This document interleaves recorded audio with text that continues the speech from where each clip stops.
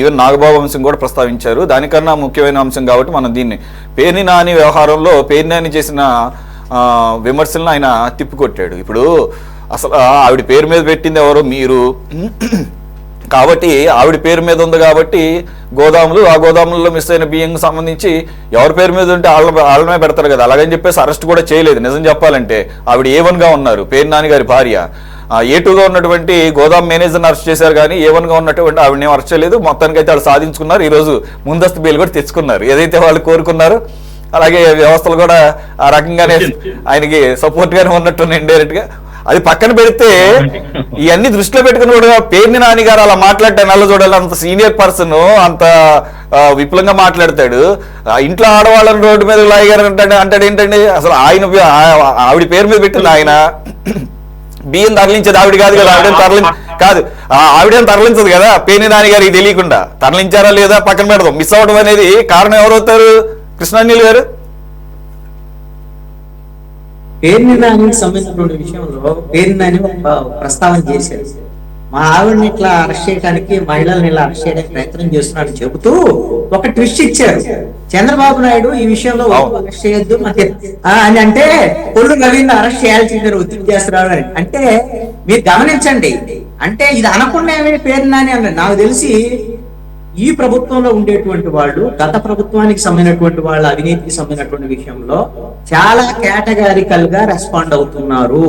ఎవరి మీద చర్యలు ఉండాలి, ఎవరి మీద చర్యలు ఉండకూడదు అనేటువంటి అంశం మీద మనం చాలా సందర్భాల్లో పేర్ని నాని ఇష్యూ కూడా ఒక సందర్భంలో మనం డిస్కస్ చేసి, ఆయన ఎక్కడైతే కొన్ని వేల క్వింటాలు ఒక రకంగా అన్ని బస్తాలు మిస్ అయినటువంటి నేపథ్యంలో ఒక్క సివిల్ సప్లైస్ వాళ్ళు ఎవరు పట్టుకోలేదు, ఏమీ చేయలేదు. వాళ్ళంతటా వాళ్ళు గుర్తించి వాళ్ళరే ఎలాగో బయటపడుతుందని వాళ్ళంతటా వాళ్ళు డీడీలు కట్టి మేము పరిహారం పెడతామని చెప్పిన తర్వాత సివిల్ సప్లైస్ వాళ్ళు రెస్పాండ్ అయినటువంటి పరిస్థితి. జనసేన పార్టీ ఎలక్షన్ ముందు మొత్తము బియ్యం మొత్తాన్ని కూడా తింటున్నారు వైసీపీ వాళ్ళు మాట్లాడినటువంటి జనసేన వాళ్ళు, అదే Nadendla Manohar civil supplies minister అయిన తర్వాత 6 నెలల వరకు వాళ్ళ మీద చర్యలు లేనటువంటి పరిస్థితి ఉంటే ఇప్పుడు వీళ్ళు పేర్ని నాని మీద చర్యలు ఏం తీసుకుంటారు, ఇంకోటి మీద చర్యలు తీసుకుంటారు.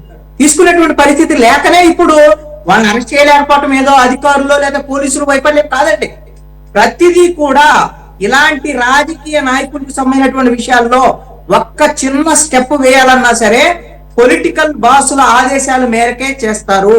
ఈ విషయంలో చంద్రబాబు నాయుడు, పవన్ కళ్యాణ్ వాళ్ళని అరెస్ట్ చేయొద్దని ఆదేశించుంటారని నేను అనుకుంటున్నాను.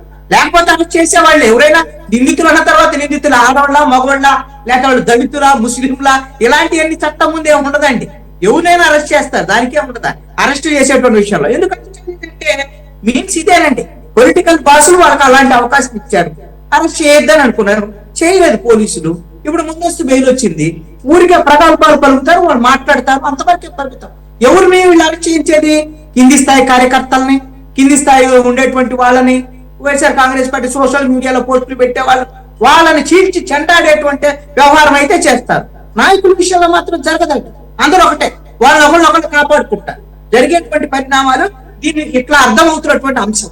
అంటే ఇదే కేవలం అధికారుల యొక్క అలసత్వమో, అధికారుల ఆలోచన వల్ల జరిగింది కానే కాదు. అధికారుల అలసత్వం అయితే ఊరుకోరు. Law and order CM Chandrababu Naidu దగ్గర ఉంది, సివిల్ సప్లైస్ జనసేన వాళ్ళ దగ్గర ఉంది. ఇదే పేర్ని నాని తిట్టకుండా పవన్ కళ్యాణ్ 5 ఏళ్ల పాటు తిడుతూనే ఉన్నాడు. ఆయన మంత్రిగా ఉన్నప్పుడు తిట్టాడు, తర్వాత కూడా తిట్టాడు. మరి ఇప్పుడు కక్ష తీసుకోవచ్చు కదా చర్యలు అని అంటే మారిపోతా ఉంటది. అప్పుడు పరిస్థితులు వేరు, ఇప్పుడు పరిస్థితులు వేరు. పవన్ కళ్యాణ్ పరిస్థితులు వేరు. నేను చెప్పలేను దానికి ఏం జరుగుతుంది అనేటువంటి దాని మీద. ఓకే సార్, సాదిర్ ఖాన్ గారు, ఏంటి చంద్రబాబు నాయుడు గారు గుడ్ బుక్స్ లోకి ఎంటర్ అయ్యాడు కాబట్టి ఇక పేర్ని నాని సేఫ్ జోన్ లోకి వెళ్ళిపోయినట్టున ఎలాగో ముందస్తు బెయిల్ కూడా వచ్చేసింది. ఇప్పుడు అలా ఎలా అనుకుంటారండి? ఇప్పుడు ఒకటి, పేర్ని నాని గారు ఈరోజు వైసీపీకి సంబంధించిన ప్రతి నాయకుడు మాట్లాడే భాష ఎట్టుందంటే దయ్యాలు వేదాలు పోలిచ్చినట్టుంది. పేర్ని నాని గారికి టార్గెట్ చేయాల్సిన అవసరం కానీ, అలా అని చెప్పేసి వాళ్ళ కుటుంబ సభ్యులను బయటికి లాగటం కానీ ఇవన్నీ రాజకీయాల్లో కరెక్ట్ కాదని చెప్పేసి మొదటి నుంచి తెలుగుదేశం పార్టీ అలాగే కూటమి ప్రభుత్వం యొక్క ఆలోచన కూడా. ఇక్కడ ఎవరికి గుడ్ బుక్స్ ఉండవండి. చట్టపరంగా ఎవరికైతే ఏదైతే శిక్ష పడాలో ఖచ్చితంగా పడుతుంది. ఆనాడు పేర్ని నాని గారికి అవసరమై తమ సతీమణి పేరు పెట్టి ఈరోజు మేమేదో వృద్ధాపంలో మేము ఏదో బాడుగులు వస్తున్నాయని చెప్పటం, ప్రజల్ని ఒక తప్పుదావ పట్టించే విధంగా చేసినటువంటి ప్రయత్నం. కానీ ఎక్కడ కూడా మన రామానుజులు గారు చెప్పినట్టు బాసులు ఆదేశిస్తే బెయిల్ వస్తాయి, అరెస్టులు ఉండవు అని ఏం లేదు. నోటీస్ ఇచ్చారు నిన్న, వాళ్ళు బెయిల్కి వెళ్ళారు, వాటి మీద చర్యలు ఉంటాయి, చట్టం తన పని తను చేసుకోపోతుంటది. కానీ ఇక్కడ రాజకీయాలలో ఫ్యామిలీస్ తీసుకురావడం అంత మంచి పద్ధతి అయితే కాదు. ఎక్కడ కూడా పవన్ కళ్యాణ్ గారిని కానివ్వండి, కూటమి ప్రభుత్వం కానివ్వండి, చంద్రబాబు నాయుడు గారు ముఖ్యమంత్రి వర్యులు చంద్రబాబు నాయుడు గారు కానీ ఎక్కడ ఫ్యామిలీస్ ఎక్కడ బయటకు తీసుకురాలేదు. తమ పేరు మీద లేకుండా ఆయన మంత్రిగా ఉన్నప్పుడు ఏంటంటే వాళ్ళ సతీమణి పేరు మీద ఉన్నటువంటి గోడౌన్స్ ఏదైతే ఉంటాయో సివిల్ సప్లైస్ జరిగినటువంటి అక్రమాలకి వాళ్ళు దోషులుగా తేలుతున్నారు కాబట్టి వాటిని నోటీస్ ఇవ్వడం జరిగిందే తప్ప గత ప్రభుత్వంలో ప్రస్తుతం ఆంధ్రప్రదేశ్ రాష్ట్ర హోంశాఖ మంత్రి వంగల్పూడి అనిత గారు కానివ్వండి, జనసేన పార్టీలో ఉన్నటువంటి వీర మహిళలు కానివ్వండి, తెలుగుదేశం పార్టీ సోషల్ మీడియాలో ఉన్నటువంటి మహిళలు కానివ్వండి, ప్రభుత్వాలపై జరుగుతున్నటువంటి దారుణాలు, ప్రజలకి జరుగుతున్న అన్యాయాలపై సోషల్ మీడియాలో కానివ్వండి, ప్రెస్ ఇన్ఫ్లుయెన్స్లు కానివ్వండి స్పందించడం జరిగింది. ప్రజల మేలు కొరకు ప్రజల పక్షాన్ని నిలబడి. గత ప్రభుత్వంలో వాళ్ళ యొక్క ఆడవాళ్ళ యొక్క భావనలు ఏ విధంగా సోషల్ మీడియాలో కానివ్వండి, స్వయంగా ముఖ్యమంత్రి గారే గతంలో ప్రభుత్వంలో ఉన్నటువంటి జగన్మోహన్ రెడ్డి గారు ముఖ్యమంత్రిగా ఉన్నప్పుడు ఒక పెద్ద డయాస్ మీద పవన్ కళ్యాణ్ గారి పెళ్లిళ్ళ గురించి ప్రస్తావించడం జరిగింది. ఆనాడు కనబడలేదా పేర్ని నాని గారికి ఈ సమస్యలు? అదొక అంశమే కాకుండా ఆంధ్రప్రదేశ్ రాష్ట్ర ముఖ్యమంత్రిగా ఆయన ఒక నిండు సభ దేవాలయం లాంటి అసెంబ్లీలో చంద్రబాబు నాయుడు గారి సతీమణి ఎక్కడ కూడా రాజకీయాలకు సంబంధం లేకుండా ఉండేటువంటి ఒక మంచి గృహిణి, అలాగే ఒక నందమూరి తారక రామారావు గారి ఒక కూతురు ఎక్కడ కూడా రాజకీయాలకు సంబంధం లేకుండా ఉన్న పరిస్థితుల్లో చట్టాలు చేసేటువంటి నిండు గౌరవ సభగా మార్చినటువంటి గనుడు జగన్మోహన్ రెడ్డి కాదా? ఆనాడు ఎక్కడికి పోయాడు ఈ పేర్ని నాని గారు? కేవలం నారా భువనేశ్వర్ గారిని హేళన చేసి మాట్లాడినటువంటి సందర్భాలు ఈరోజు మేము గుర్తు చేస్తా ఉన్నాం. ఏదో ఆయన ముసలి కన్నులు కలుస్తా ఉంటే ఎట్లండి? ఖచ్చితంగా మేమైతే ఒకటే ఖండిస్తున్నాం.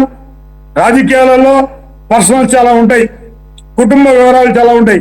వాటిని మీ యొక్క రాజకీయ ఉనికి కోసం, మీ యొక్క రాజకీయ యొక్క కుట్రల కోసం దయచేసి మేము ఇప్పుడు ఖండిస్తున్నాం. దయచేసి ప్రభుత్వాలలో, రాజకీయాలలో మహిళల్ని, కుటుంబ సభ్యులను లాగొద్దు.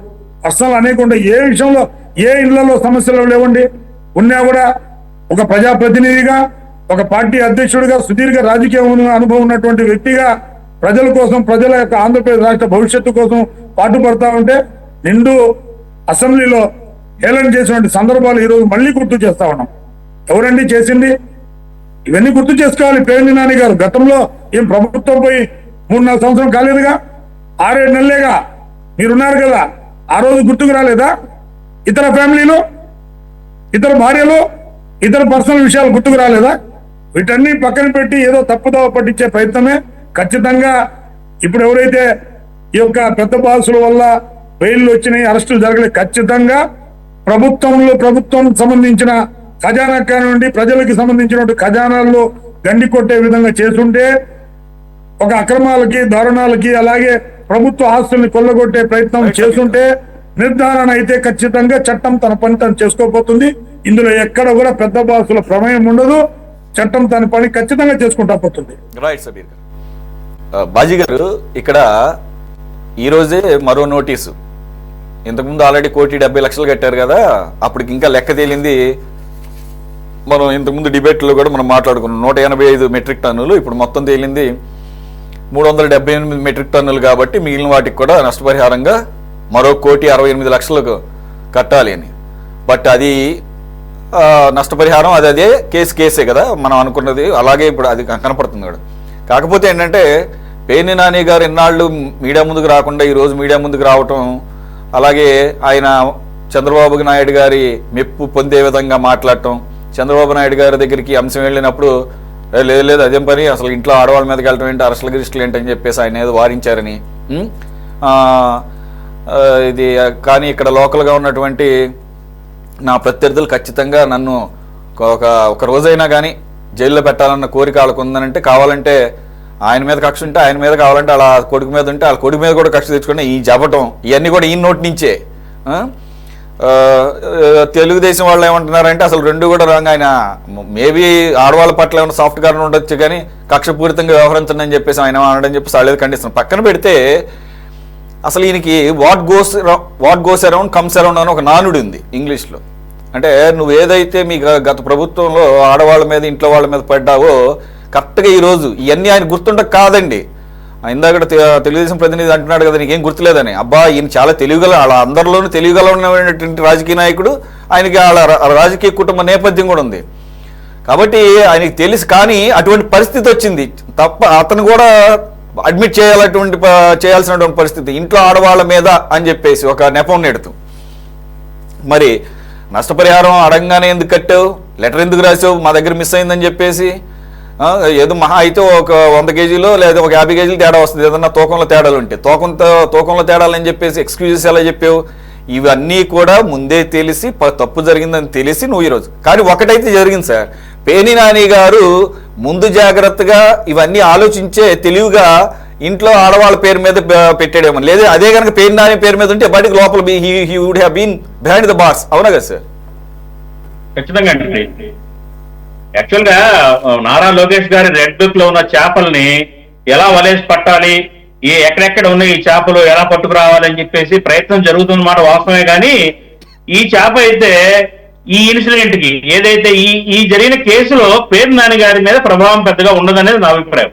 కారణం ఏంటంటే సాధారణంగా ఈ మంత్రులుగా చేసిన వాళ్ళు కానివ్వండి, అధికారులు కానివ్వండి, అక్రమంగా చేసిన సంపాదన అంతా కూడా ఆస్తులు కూడబెట్టి భార్యల పేరు మీద, బామర్దుల పేరు మీద, తమ్ముళ్ళ పేర్ల మీద పెడతా ఉంటారు, బాబాయిల పేరు మీద. ఆ ప్రాసెస్ లోనే భార్య పేరు మీద ఆయన గోడను కట్టుకున్నాడు.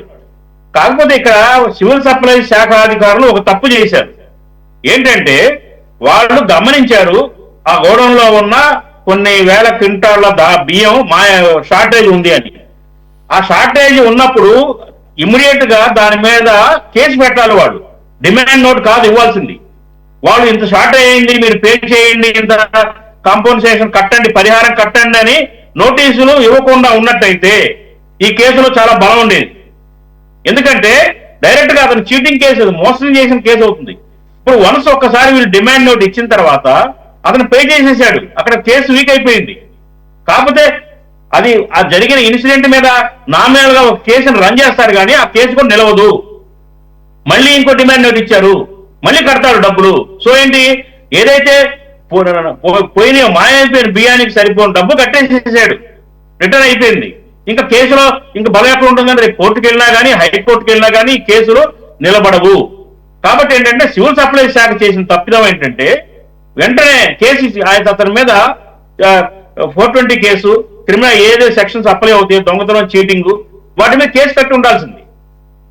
వాళ్ళు ఇది బహిర్గతం కాకుండా డిమాండ్ ఇచ్చి డబ్బులు కట్టిన తర్వాత అది బయటకు వచ్చింది ఇష్యూ. సో ఏంటంటే మరి ఈ కేసులో ఒకవేళ ఏదన్నా శిక్ష పడినా కానీ ఆవిడ భార్య మరి జయసుధ గారికి పడుతుంది తప్పించి పేర్ని నాని గారి మీద డైరెక్ట్ గా ఏమీ ఎఫెక్ట్ ఉండదనేది నా ఉద్దేశం అండి.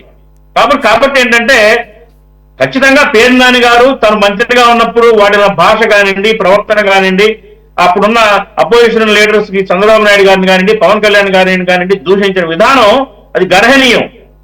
అది చాలా అగ్రెసివ్ గా వెళ్ళాడు, అలా ఉండాల్సింది కాదు. అదే ఇవాళ అతను చుట్టుకుంటుంది తప్పనిసరిగా. ఇప్పుడు ఆయన పాపం ఆయన సమాచార శాఖ మంత్రి, దాంట్లో ఏం స్కాములు ఏం పెద్దగా చేయడానికి కనపడవు. కాకపోతే అదర్ రూట్స్ లో ఏదన్నా ఉండి చేసి ఇక్కడే పోగేసి ఆస్తులు అక్రమంగా అట్లాంటివి ఏదైనా ఉంటే పట్టుకోవడం తప్ప సమాచార శాఖ ద్వారా ఆయన బాగుంది కానీ ఆయన సంపాదించేది కానీ దాని ద్వారా ఏమి ఉండకపోవచ్చు అనేది నా ఉద్దేశం. కాబట్టి పేర్ని నాని గారిని ట్యాప్ చేయాలంటే ఇంకా వేరే బలమైన అంశాలని పట్టుకోవాల్సిన అవసరం ఉంది. ఇది నా అభిప్రాయం. సమాచార శాఖకు సంబంధించి కూడా అధికారి సమాచార శాఖలో కూడా 815 కోట్ల రూపాయలకు సంబంధించినటువంటి ప్రకటనలు జారీ చేస్తే దాంట్లో సగానికి సగం సాక్షి వాళ్ళకి సంబంధించినటువంటి వాళ్ళకి ఇచ్చారు. అది సమాచార శాఖ ద్వారానే పెద్ద కుంభకోణం అది. అది కూడా అది మరి దాంట్లో కూడా ఇతను నిందితుడు కావాలా? కమిషనర్ ఒక్కడే అవుతాడు?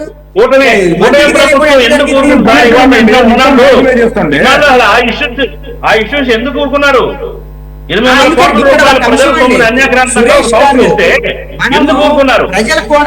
ప్రజల కోణంలో ఒక్కసారి ఆలోచిస్తే ఎందుకు వైసీపీ ప్రభుత్వంలో జరిగిన కుంభకోణాల మీద వీళ్ళు ఎందుకు చర్యలు తీసుకోవట్లేదని అడుగుతామంటే వాళ్ళు కక్ష సాధింపు చర్యలకు పాల్పడితే మనం తప్పంటాం. కానీ కుంభకోణాల విషయంలో వీళ్ళు కుమ్మక్క అవుతున్నారు. అది ప్రజలకు నష్టం కలిగించేటువంటి అంశం అండి.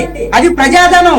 ఆ ప్రజాధనానికి సంబంధించినటువంటి విషయంలో ఈ రోజున పేర్ని నానికి మేలు చేసేటువంటి విధంగా సివిల్ సప్లైస్ మినిస్టర్ జనసేన పార్టీకి సంబంధించినటువంటి వాళ్ళు వ్యవహరిస్తున్నటువంటి వ్యవహారం, ముఖ్యమంత్రి చంద్రబాబు నాయుడు వ్యవహరిస్తున్నటువంటి వ్యవహారం అనేక అనుమానాలకు తావిస్తుంది. వీళ్ళు దొంగలు వలిసి ఊడు పంచుకున్నట్టుగా ఈ రోజున పంచుకుంటారనేటువంటి అనుమానం ప్రజల్లో ఉండేటువంటి ప్రమాదం ఉంది. ఇది అప్పుడేమో ప్రతిపక్షంలో ఉంటే డబ్బులు పెడితే ఇప్పుడు ముఖ్యమంత్రి అయిన తర్వాత కూడా చంద్రబాబు నాయుడు ఎన్ని వైట్ పేపర్స్ రిలీజ్ చేశాడు? ఎన్ని వైట్ పేపర్స్ రిలీజ్ లో ఎన్ని వేల లక్షల కోట్ల రూపాయల కుంభకోణాలు అని చెప్పారు. వాటిల్లో ఒక్కదాని మీద ఎందుకు చర్యలు లేవు? అంటే మీరు వెనకాల మీకు కావాల్సినటువంటి దాంట్లో డబ్బులు వస్తే మీకు కాంట్రాక్టర్లతో ఒప్పందాలు జరిగితే మీరు దీంట్లో మాట్లాడరా? ప్రయత్నం చంద్రబాబు నాయుడు గారు షబీర్ ఖాన్ గారు సూటి ప్రశ్న ప్రస్తావన వచ్చింది కాబట్టి ఒక్క నిమిషం ఆగండి సార్, ఒక్క నిమిషం ఆగండి షబీర్ ఖాన్ గారు, ఒక్క నిమిషం. ప్రస్తావన వచ్చింది కాబట్టి సబ్జెక్ట్లో లేకపోయినా సూటి ప్రశ్న ఏంటంటే సమాచార శాఖకు సంబంధించి సాక్షి మీడియాకి ఇబ్బడి ముబ్బడిగా ప్రయోజనాలు చేకూర్చారని అక్కడ ఆన్ రికార్డ్ కనబడుతోంది. డైరెక్టర్ మీద కేసు పెట్టారు. దానికి కన్సర్న్ మినిస్టర్ పేర్ని నాని ఎక్కడ ఫైల్ మీద సంతకాలు పెట్టకుండానే ఇవన్నీ జరుగుతాయి. ఆ పేర్ని నాని సమాచార శాఖలో జరిగినటువంటి కుంభకోణంలో ఆయన పేరు ఎందుకని వినపడటం లేదు, కనపడటం లేదు, ఎటువంటి చర్యలు లేవు.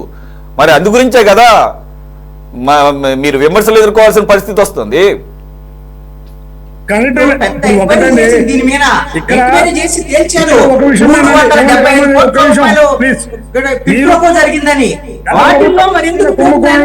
భాగస్వాములు అవుతా ఎక్కడ అవ్వాల్సిన కూటమి ప్రభుత్వం కానీ కూటమి ప్రభుత్వం నాయకులకు అవ్వాల్సిన అవసరం లేదు. ఎందుకంటే ఏది చేసినా కూడా గత ప్రభుత్వంలో అధికార వ్యవస్థ ఎక్కడ పనిచేయలేదు. కేవలం మంత్రులు, ముఖ్యమంత్రులు, వాళ్ళ కింద ఉన్నటువంటి నాయకులే వాళ్ళని అధికారులు బెదిరించి చేసినటువంటి దారుణాలు ఒక్కొక్కటిగా ఈ రోజు బయటపడతా ఉన్నాయి. ఖచ్చితంగా సాక్ష్యాధారాలతో ఈ యొక్క పెద్ద స్కాములు ఏదైతే ఉన్నాయో ఇప్పుడు ప్రస్తుతానికి ఈ యొక్క సివిల్ సప్లైస్ వచ్చింది. కమేపీ అన్ని శాఖల్లో ఇటువంటి జరిగిన దారుణాలన్నీ బయట పెడతారు. వాటిపై చట్టపరంగా ఏ విధంగా అయితే చర్యలు ఉన్నాయో ఖచ్చితంగా చేస్తారు. ఎక్కడ కూడా కూటమి ప్రభుత్వ నాయకులకి గతంలో జరిగిన కుంభకోణాల్లో భాగస్వామ్యం అవ్వాల్సిన అవసరం లేదు. వాటిని కాపాడే పరిస్థితి అయితే ఎక్కడ కూడా ఉండదు. ఖచ్చితంగా చంద్రబాబు నాయుడు గారు ఒకటే అంటున్నారు, ప్రజల్లో ఉండండి, ప్రజలతోనే మన కంట సోషలాగానే ఉండేటట్టుంది. చర్యలు తీసుకోవట్లేదని మనం అడగటం, చర్యలు తీసుకుంటాం చూడండి అని చెప్పేసి వాళ్ళు చెప్పటం, రోజు ఇదో ప్రహసనం లాగా ఉంది. ఈ ప్రహసనం ఎన్నాళ్ళు సాగదీస్తారో చూడాలి. మనకు ఎక్కువ సమయం లేదు. మరో ఇంపార్టెంట్ టాపిక్ ఉంది. బాజీ గారు ఒక్క నిమిషం. ఇప్పుడు సాక్షి పేపర్ కి 800 కోట్ల రూపాయలు యాడ్లు ఇచ్చారని చెప్తున్నారు కృష్ణాంజలి గారు. నిజమే.